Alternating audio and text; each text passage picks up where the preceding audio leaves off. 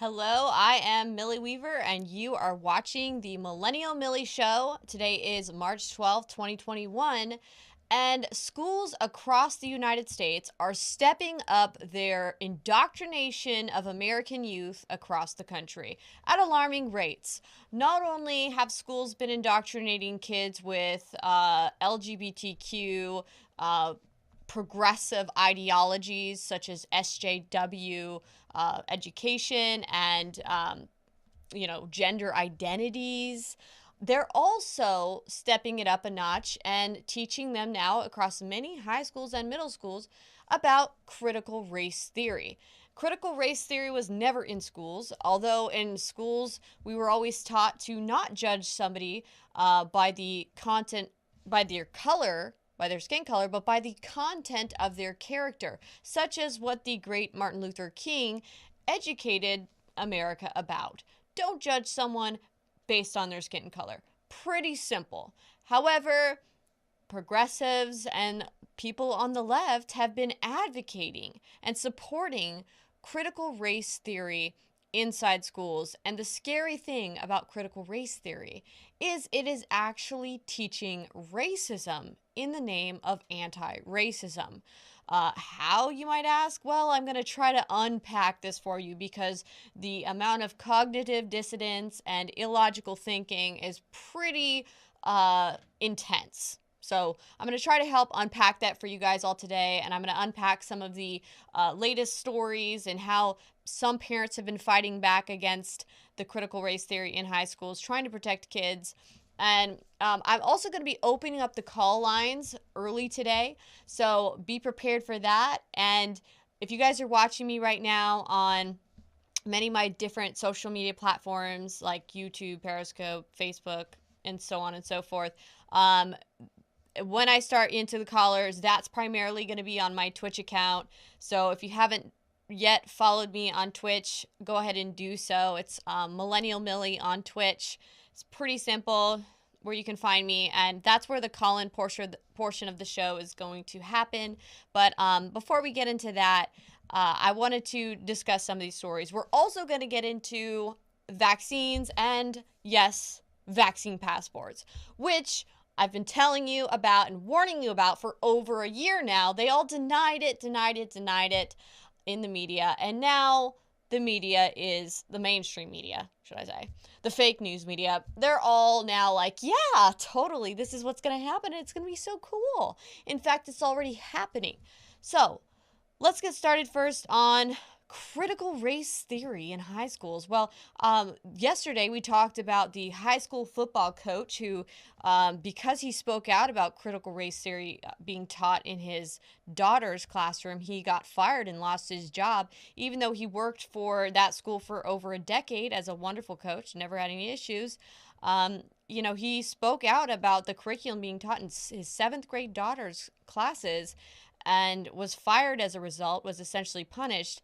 When most people hear about critical race theory at a glance, they think, oh, there's no big deal here. There's nothing wrong with teaching kids that it's wrong to be racist, right? Well, that's not what critical race theory is. It's not. So let's actually go to this video that I found very educational. This guy does a really good job kind of, I don't think I've ever heard anyone just really spell out what critical race theory is as well as this guy, and he's actually being critical of critical race theory. So it gives you guys kind of a little bit of an understanding about the insanity that our students across the United States are being subjected to, like in a Mao Zedong or Hitlerian Nazi youth camp fashion. So let's hear from him. I have a dream. My 4 little children will one day live in a nation where they will not be judged by the color of their skin, but by the content of their character. I have a dream today. When Martin Luther King Jr. fought for the civil rights of all Americans, he understood that unchosen attributes like race, ethnicity, and nationality should not divide us. The only race that matters is the human race, and we should all treat each other as individuals, as brothers and sisters united in our humanity.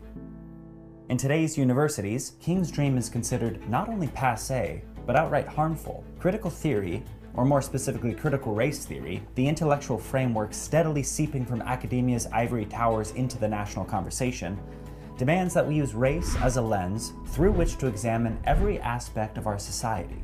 You've probably heard a lot of talk lately about anti-racism.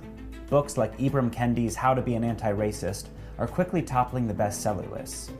In it, Ibram Kendi insists that there's no such thing as being not racist. There is only anti-racism and racism. Indeed, simply claiming to not be a racist is a form of denial, the very heartbeat of racism. And this is the problem. The anti-racism label means that all criticism, anything short of unconditional agreement, can be dismissed as hate, bigotry, and ignorance. But in reality, this is just a rhetorical trick, one that disguises the ironic fact that anti-racism itself, at its heart, is deeply and profoundly racist. How can this be? How can someone be against racism and for racism at the same time? As I explained in a previous video, the critical race theorists, the one largely behind the anti-racist movement, have redefined the term racism beyond all recognition of most English speakers. Instead of referring to prejudice and discrimination based on race, the new definition is defined based on collective or group power dynamics. Kendi defines anti-racism as supporting any policy or idea that levels racial disparity and social economic outcome, and racism he defines as a policy or idea that results in racial disparity for any minority group. If you're a member of a dominant group, it doesn't matter what your individual attitudes are. You're guilty of contributing to systemic racism by association. Furthermore, to Kendi, the idea of colorblindness is a racist concept because in his mind, it is impossible to look beyond race, and any attempt to do so can only be a guise for maintaining the racist status quo. Moreover, discrimination itself is not necessarily racist according to Kendi, as long as it is used to create racial equity. Kendi explains it like this: the only remedy to a racist discrimination is anti-racist discrimination. The only remedy to past discrimination is present discrimination. The only remedy to present discrimination is future discrimination. I'll let that sink in. So by this logic, members of minority groups can never be racist because they lack the power to follow through on their prejudices. They have a false consciousness that has been socialized into them. They have been forced by dominant groups into internalizing their oppression, as the critical theorists say. This is the biggest problem with the anti-racist movement. It doesn't recognize individuals, only groups. It doesn't matter what you as an individual have done or said. The only thing that is important is which group you belong to. In other words, the color of your skin. That seems bad enough on its own, but it doesn't stop there. Baked into certain anti-racist narratives are certain assumptions about people based on their racial identity. For example, if you're black or Hispanic or a woman, critical theory assumes that you have no power. Critical race theory seeks to empower black and other minorities, except Asians, by forcing on them and leveraging a permanent victim status. The entire woke movement is about deferring responsibility from victims of systemic oppression, which is an inherently disabling and limiting way of thinking. Critical theory says that white... So you get the idea. Basically, it is racism disguised as not racism. I mean, is that not insane? Just the amount of mental twisting and warping and brainwashing that must be going on is insane. And notice he said, you know, when he's talking about the different power dynamics, they actually, in the classroom setting, will make students, based on the color of their skin, identify in a certain category or a certain place on a power tier. And then they have to find themselves on that tier. And then they have to, like, apologize and acknowledge that they're oppressors or that they are victims or oppressed. And, I mean, this is unconstitutional. You're not supposed to be being subjected to this kind of this treatment based on your skin color. And that is why some parents are speaking out and they're suing. One of the interesting things here is actually the response from the Asian American communities about critical race theory. Why? Because they've actually gotten a pretty unfair shake, I guess you would say, when it comes to the progressive oppression points, because Asians fit outside of the box. They don't go along with this narrative that they're trying to paint, that all minorities and people like that, people that are minorities and the racial groups that they've put on these lists as being oppressed and victimized.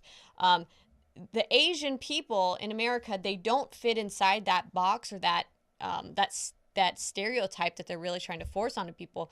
Because when you look at the statistics, Asian Americans do very well in school sittings. They're very, they actually do better than many white people in the academic settings statistically. Many of them go to college, and they do very well. So it doesn't fit inside this narrative that the critical race theorists are trying to push. So the Chinese American Citizens Alliance for Greater New York, they have rejected this critical race theory being taught in the schools. They think that it's bias training.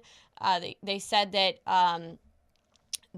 they attribute their success in the Asian community with getting their kids to college and getting them to higher education because of their merit-based upbringings and how they instill values into their kids to highly prioritize education and everything being chosen based on merit.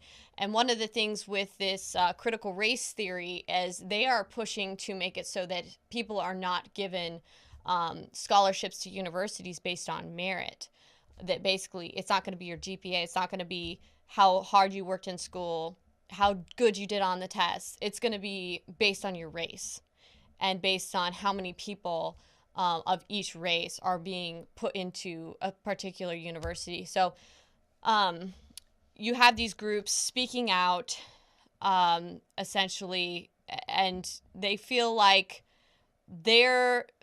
they've fallen outside of this. And what was crazy is some of these critical race theorists, they actually tried to lump in Asian Americans with white Americans and say that they were actually part of that that privileged class because of their lighter skin tone, that must be the reason why they're doing well academically. Like, how ridiculous, okay? It's absurd, but that's what they've basically been saying.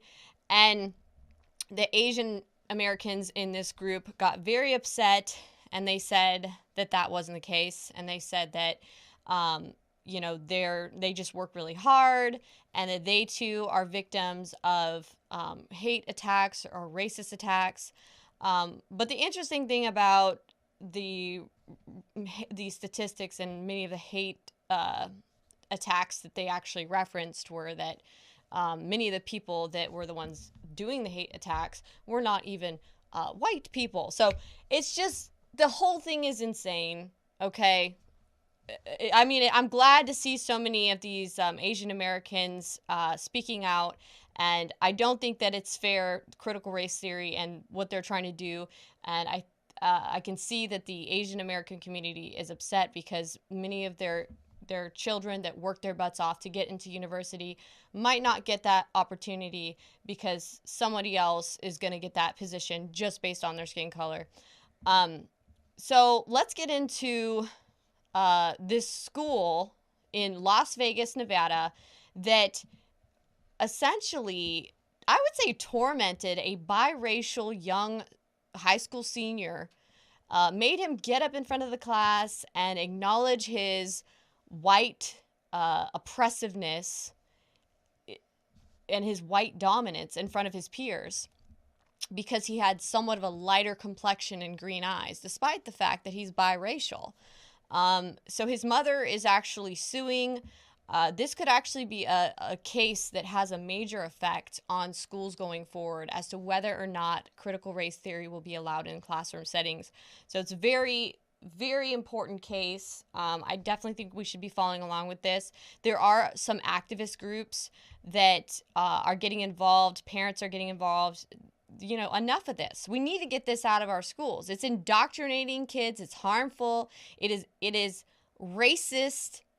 It's horrible. Not only is it racist against white people, because it says here, mom sues school for requiring anti-white class, It is actually racist against Black people, racist against people of other minorities because of the inherent racism and bias of low expectations. You know, like thinking that people are just all victims and that they can't do anything, that they don't hold power, they don't have power. That's ridiculous. This is America. You can all make your dreams come true. There are tons of people out there that are people of color that are multimillionaires out there, like Oprah Winfrey. Okay, so give me a break, people. Give me a break. So let's talk a little bit more about this story. Says biracial senior. He had to acknowledge and confess, which is like a confessional class. That's one of the other weird things about it. He had to confess his white dominance as part of the course requirement. He was not. He failed the class because he refused to do so. It says, in the class, William, along with all students, was asked to publicly reveal his race, gender, religious, and sexual identities, then attach derogatory labels to those identities. Students were then asked to undo and unlearn their beliefs, attitudes, and behaviors that stem from oppression. So undo and unlearn. That's like brainwashing. You're washing away what you already know to be true and then replacing it with something new. William was understandably reluctant to label himself as privileged or an oppressor, the profile goes on to say, adding that while William is the only student in the class who appears to be white, he has light skin and green eyes. He's, in fact, mixed race. So let's go ahead and listen to a little bit of his mother was interviewed, actually, on Fox News. So we're going to go ahead and listen to his mother, Gabrielle Clark, and hear from her about what has happened to her son. I was mostly outraged that this was being taught at all, but principally that they were asking my son to reveal identities that are protected. You can't do that at a job. You shouldn't be able to do it at a school. It put a target on my son's back. If somebody didn't like what he had to say, then that would have put him in danger. And I think that was a grievous wrong.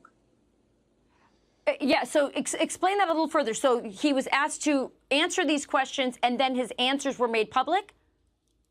He was asked to answer the questions, and then the teacher would then scrutinize and label whether or not his particular identities were under the category of oppressor or privileged or oppressed. Okay, so when you learned that your son was learning this at school, when this was what the curriculum was, I know you took it to the school. Did you talk to other parents to say, hey, are you as outraged as I am? In Las Vegas, we're still pretty quarantined. I mean, not quarantined, but we're still. Okay, so as you can tell, I mean, she seems pretty just upset and like she can't even believe that this has been happening and that her son is being forced to, or was being forced to, undergo that treatment in a public school setting, and just how absurd the whole thing is. You know, most people that aren't just buying into all those progressive ideologies and buying into the more new progressive trends and programming that is out there, especially on social media, because that's where a lot of these people are picking this up and learning about this stuff, is social media. And then it's moving and migrating its way into schools, and where we're seeing it now, to where now it's mandatory course material. And that's the thing, is he's being negatively affected. They're holding that back from his GPA. They failed him from the class because he wouldn't get up. And basically, in the article, it goes into about how he is a Christian, and it makes him, they were trying to make him like reject that Christian religious belief that he has and his ideologies. And you know, it's sad that this is where we are in society right now. So let's get into vaccines and vaccine passports. Since last March of 2020, I've been warning everyone that vaccine passports are coming. It is what they've been planning and what they wanted all along. If you follow, if you pay attention, that's how you can know this information. I'm not a mind reader. I'm not a psychic, okay? This is information that's out there and available. The mainstream media will deny it right up until it. And then finally, right when the release happens, right when it's, okay, here it is. Everyone, there it is. They finally tell you, okay, yeah, and who cares if they denied it earlier, if they called us conspiracy theorists for saying that this is what they were planning. Oh, yeah, now here it is, vaccine passports. So fun. Planning to celebrate your vaccination with a night out at the movies or dinner or a day at the ballpark? You might need to bring your passport. Vaccine passport, that is. Yeah, creep the heck out, guys. This is not good. This is not good. Not good. This means you're basically, like I said, no one's coming around with military vehicles like forcing you to be jabbed in the arm. I don't believe that's going to happen. And if it ever did, that would be like the end of the line resort. Like, we're talking years down the road where they're going to be harassing the Amish community, harassing few people far in between that refused, and going and doing some freaking Waco type weird events or something. Like, that's always a possibility down the road.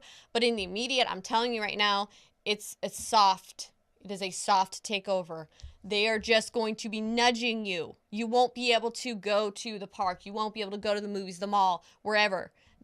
They're going to be shutting your access down to the public, which is a lawsuit in itself. And I really hope people get together and sue over it. So in Madison Square Garden in New York City and the Barclays Center, they've already started this. These are digital health pass systems from IBM.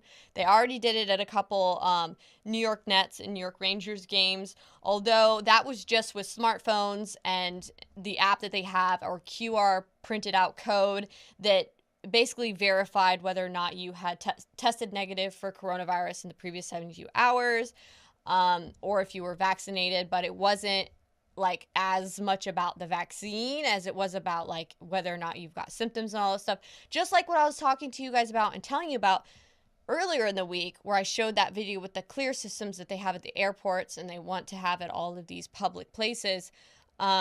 While such passports could help businesses reopen quickly and safely and jumpstart tourism travel worldwide, a proliferation of them could itself be a problem. And the only problem they're seeing is that there's about 17 or 18 different ones out there. These are different software companies, and they want to figure out a way to streamline and make sure that all the passport systems are compatible, that they work together so that it's not confusing and not a pain in the butt. So they're trying to figure out a way to create one big system. How lovely is that? So I'm going to open up the phone call lines so we can talk about vaccines and these vaccine passports, and also talk about the indoctrination in our public schools with critical race theory. It should be concerning to all of us that this is happening in America. I mean, you would never think it would be happening in America. But yeah, this is America. This is what we're looking at right now. Pretty scary. So I'm going to go ahead and I'm going to start the process of opening up the call-in show line. But while I do so, I'm going to give you guys the call-in number so you guys can go ahead and call in. I've got this nice, lovely little new graphic that my producer made for me. So I'm going to give you guys all this image to look at here for a minute while I set this up. So here's the call-in number. Go ahead and take that down. That's 855-475-1776. Again, 855-475-1776. I'm going to give people kind of a minute here to start calling in, let the call-in lines build up. Thank you for calling.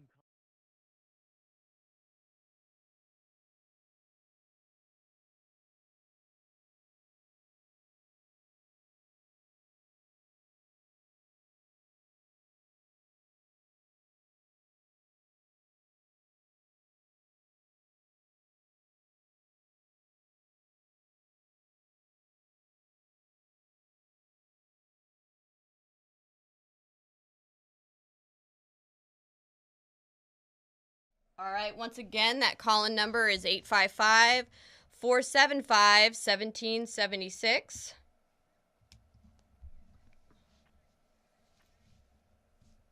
All right, looks like we're ready to go here. And let's get this going. All right, looks like we have some callers. So let's go ahead and go to our first caller here. Looks like we have Evelyn who wants to talk about vaccines. Hi, Evelyn. Hello? Hello. Hi. Oh, Milky, I'm so glad I got a chance to talk to you. I'm such a big fan of yours and Tori. I have you guys on Twitch all the time. So, okay. Speaking of vaccinations, can you hear me? Yes, I can hear you. Okay, great. So speaking of vaccinations, it's very